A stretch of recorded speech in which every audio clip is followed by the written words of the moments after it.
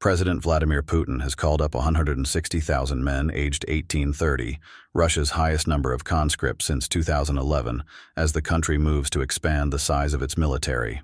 The spring call-up for a year's military service came several months after Putin said Russia should increase the overall size of its military to almost 2.39 million and its number of active servicemen to 1.5 million. Vice Admiral Vladimir Tsimlyansky said the new conscripts would not be sent to fight in Ukraine for what Russia calls its special military operation.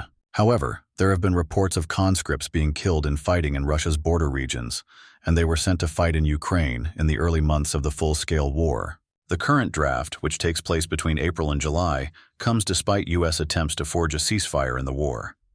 There was no let-up in the violence on Tuesday, with Ukraine saying that a Russian attack on a power facility in the southern city of Kherson had left 45,000 people without electricity. Although Russia has turned down a full U.S.-brokered ceasefire with Ukraine, it says it did agree to stop attacking Ukraine's energy facilities.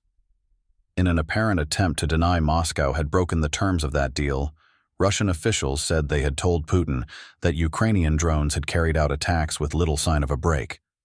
Russia calls up conscripts in the spring and autumn, but the latest draft of 160,000 young men is 10,000 higher than the same period in 2024. Since the start of last year, the pool of young men available for the draft has been increased by raising the maximum age from 27 to 30.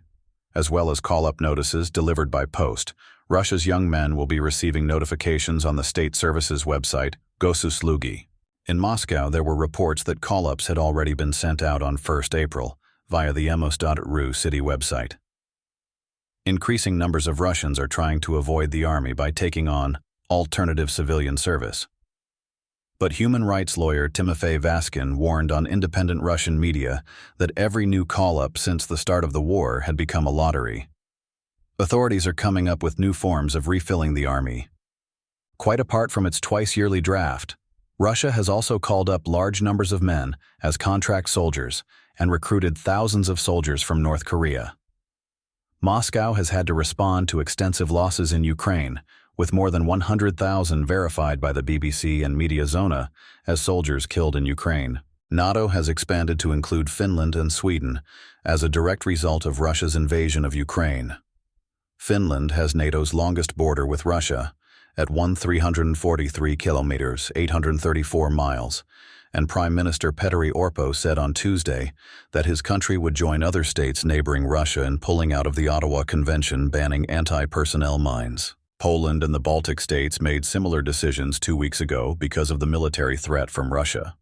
Orpo said the decision to resume using anti-personnel mines was based on military advice, and that the people of Finland had nothing to worry about.